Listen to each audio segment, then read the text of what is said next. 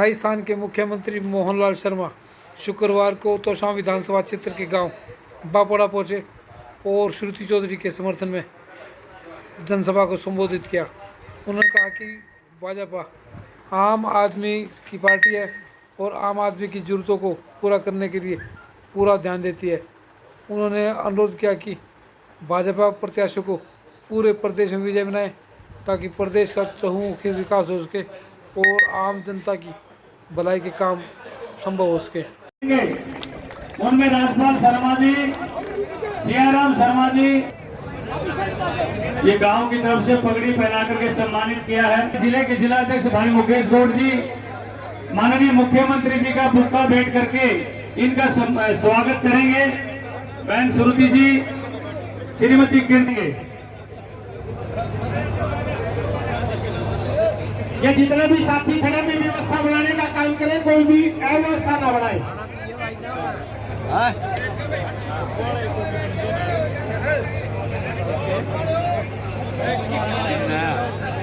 तो पगड़ी पहना करके जो स्वागत करेंगे भाई नरेश सरपंच जी, पवन शर्मा जी, कुलदीप महिला हल्के की बहुत ही दबंग नेता, झांसी की रानी कहूं तो कम होगा, श्रीमती किरण चौधरी जी को सम्मानित करेंगे पगड़ी पहना करके।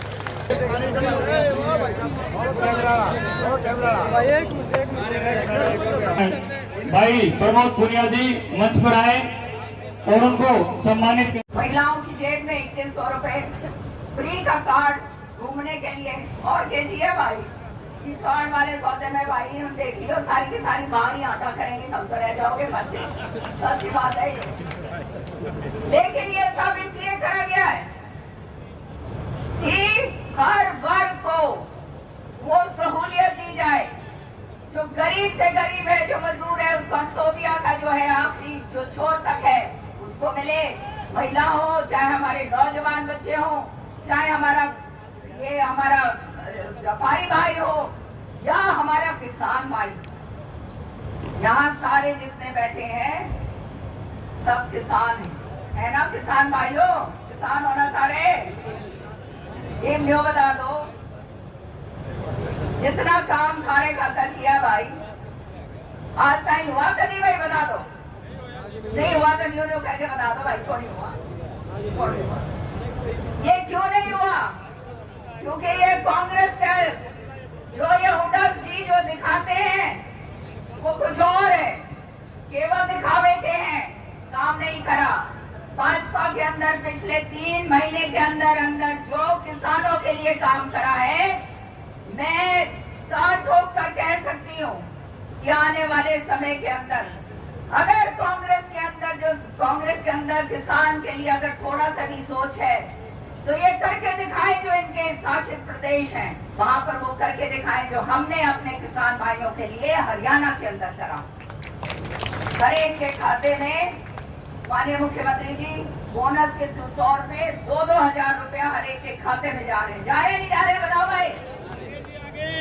MSP जो है 24 फसलों के ऊपर हमने दी और बहुत सारी सुविधाएं हमारे किसान भाइयों को दी। तो किस बात के लिए हम वोट करें कांग्रेस को? ये केवल और केवल मुखौटा है, झूठ है, लूट है, नौजवान बच्चों के साथ जो है धोखा है। तो आप लोग मान लीजिए आने वाले समय जो है केंद्र में सरकार बना चुके हैं हम, और जो सरकार केंद्र में बनती है वो इतिहास रहा है हरियाणा के अंदर कि हरियाणा में भी वही सरकार बनती है ना। सरकार बनाएंगे तीसरी बार, देख लिया आपने, इतना विरोध सब कुछ होने के बावजूद फिर भी 44 सीट पर भाजपा जीत के आई अभी भी प्रधान इसमें पार्लियामेंट के अंदर। तो आप समझ सकते हो सरकार बनेगी, निश्चित तौर पे बनेगी, और आने वाले समय में भाई जो काम रह गए उनको आगे करेंगे, उनको आगे लेकर जाएंगे। जो नौजवान बच्चे जो हैं, जो बेरोजगार घूम रहे हैं, जिनकी आंखों के अंदर आशा रहती है, आज जिनकी जो है शादियां नहीं हो रही क्योंकि भाई इनकी जो है नौकरियां नहीं है, सच्ची बात है या नहीं बताओ? तुम छोड़ो फिक्र ना करो, सारे ब्याह शादी सारे हो जाओगे भाई। नौकरी लगी। अंत में और ज्यादा नहीं बोलूंगी क्योंकि माननीय मुख्यमंत्री जी हमारे बीच में है। क्या मैं आपसे कहना चाहता हूं, 10 साल में एक भी किसी तरह की इस तरह की बात नहीं हुई। युवाओं को रोजगार मिलने का काम हुआ है, किसानों को हमने देखा है। आप दर्द नहीं जानते होंगे क्योंकि हमारा किसान भोला वाला होता है, किसान हमारा भूल जाता है। मैं आपको कहना चाहता हूं, पिछली बार यही समय था, यही बाजरे की फसल आ रही थी, राजस्थान के अंदर हम आंदोलन कर रहे थे किसान के लिए, एक एक गांव में जाकर के, एक एक विधानसभा में जाकर के, क्योंकि आपके यहाँ बाजरा 2300 रुपए में खरीदा जा रहा था, 2300 रुपए में। और राजस्थान में कांग्रेस की सरकार थी, वहां 1200 में बाजरा बिक रहा था, 1200 में। मैं आपसे कहना चाहता हूँ, कांग्रेस की सरकार राजस्थान के अंदर थी, उसने एक भी एमएसपी पर पैसा नहीं बढ़ाया। भारतीय जनता पार्टी की हरियाणा में सरकार, उत्तर प्रदेश में सरकार, मध्य प्रदेश में सरकार, गुजरात में सरकार, जहां 2300 रुपए में बाजरा खरीदा गया था और राजस्थान का किसान टुटुर देख रहा था और मंडी में जब जाता था दादा 1200 रुपए में बेच करके आता था। कैसा लगता होगा उस किसान को। किसान भाइयों में कहना चाहता हूं आप सभी से, सिर्फ किसान का नारा देने का काम कांग्रेस ने किया था। कभी किसान से नाता नहीं रहा, कभी मजदूर से नाता नहीं रहा। इन्होंने गरीबी हटाओ का नारा कब से चला आ रहा है आप देखिए।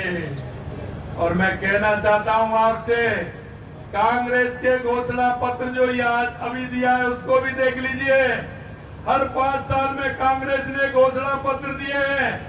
कृपया उन घोषणा पत्रों को आप पढ़ लीजिए, आपकी आंखें खुल जाएंगी, आपकी आंखें खुल जाएंगी। इन्होंने किस तरह के वादे किए, हमेशा जिस तरह के वादे करते हैं इनकी आदत बन गई है। चुनाव आता है ये अफवाह फैला देते हैं, चुनाव आता है झूठा घोषणा पत्र लागू कर देते हैं। मैं आपसे कहना चाहता हूं मेरे भाई और बहनों, मुझे प्रमाण की जरूरत नहीं है। आप इनका कोई भी घोषणा पत्र उठा करके देख लीजिए, इन्होंने उस घोषणा पत्र में क्या क्या वादे किए हैं और पूरा कितना किए हैं।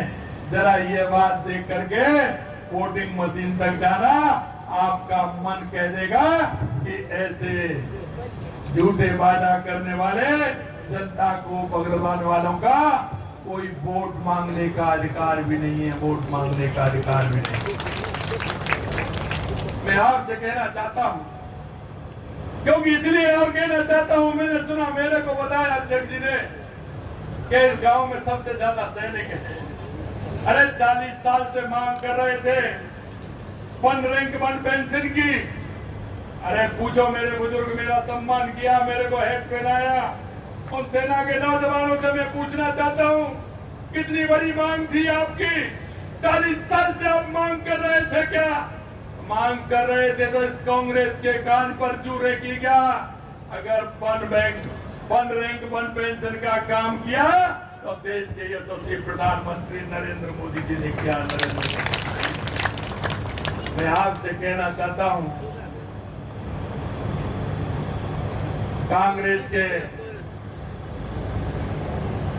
युवा नेता राहुल गांधी विदेश में जाते हैं। अरे आप तो एक गांव के आदमी हैं, वो तो विपक्ष के नेता भी हैं और राष्ट्रीय पार्टी के अध्यक्ष भी रहे हैं। जरा उनके बोल तो सुन लीजिए।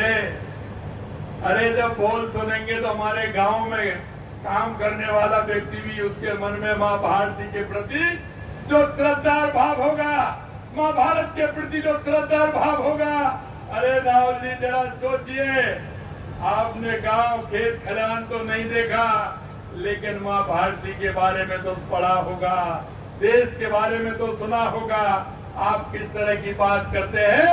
इसे तो मेरे गांव का वो मजदूर, अनपढ़, वो भी इस तरह की बात नहीं करेगा जिस तरह की माँ भारती के बारे में, देश के बारे में दुनिया में जाकर के आप बात करते हैं। और मैं कहना चाहता हूं, आप उसको भी स्पष्ट क्यों नहीं करते जो कहते हैं भारत तेरे टुकड़े होंगे ईसा अल्लाह ईसा अल्लाह।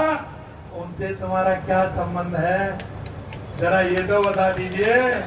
उनसे कौन सी पुरानी रिश्तेदारी है, जरा उसका भी जिक्र कर दीजिए।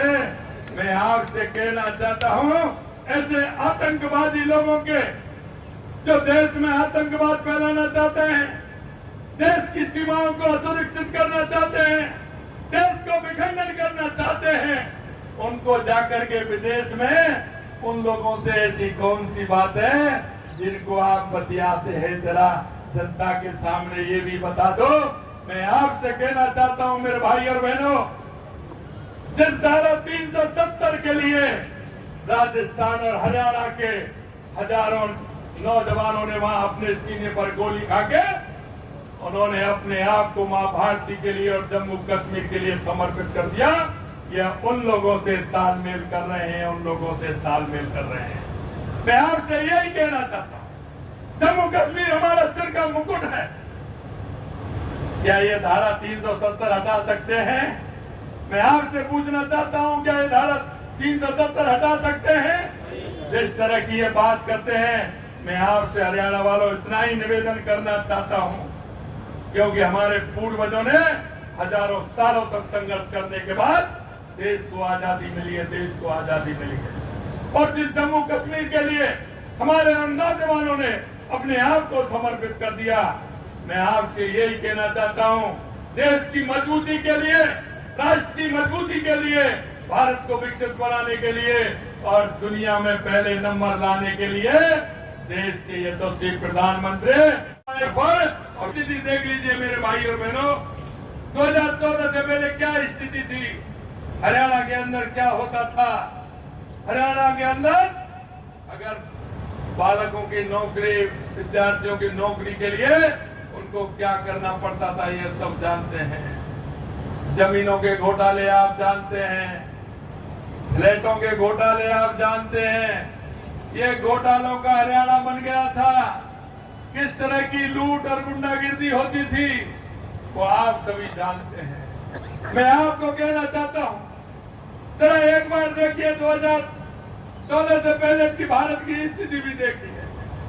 आए दिन किस तरह से आतंकवादी आते थे, नक्सलवाद क्या स्थिति हो रही थी, आप सभी को पता है। लेकिन मैं कहना चाहता हूं, हमेशा कांग्रेस ने गरीबी हटाओ का नारा दिया, लेकिन कभी गरीब से उसका वास्ता नहीं रहा, कभी उन्होंने गरीबी हटाने का काम नहीं किया। उन्होंने तो सिर्फ भ्रष्टाचार करने का काम किया है, भ्रष्टाचार करने का काम किया है। मेरे भाई और बहनों, मैं आपसे कहना चाहता हूं, आप सब लोग 2014 से पहले हमारे युवा भाइयों को भी दिखाइए कि किस तरह की स्थिति देश के अंदर थी। मैं कह सकता हूं 2014 के बाद देश के यशस्वी प्रधानमंत्री नरेंद्र मोदी जी के नेतृत्व में देश की परिभाषा बदलने का काम देश के यशस्वी प्रधानमंत्री जी ने किया है। क्या हमारे गरीब कल्याण की योजनाएं हो, चाहे हमारे विकास की योजनाएं हो, चाहे आतंकवाद नक्सलवाद का खात्मा हो, क्या दुनिया में बढ़ता हुआ भारत का सम्मान हो। 1893 में स्वामी विवेकानंद जी ने कहा, युवाओं से आह्वान किया था, उठो जागो और इस देश दुनिया पर छा जाओ, 21वीं सदी आपकी होगी। मैं आपसे कहना चाहता हूं, उस नरेंद्र ने कहा था और इस नरेंद्र ने करके दिखा दिया। भारत का झंडा दुनिया में बुलंद हो रहा है। इसलिए मैं कहना चाहता हूं, हरियाणा की रफ्तार बढ़ रही है, विकास की रफ्तार लगातार बढ़ती हुई जा रही है।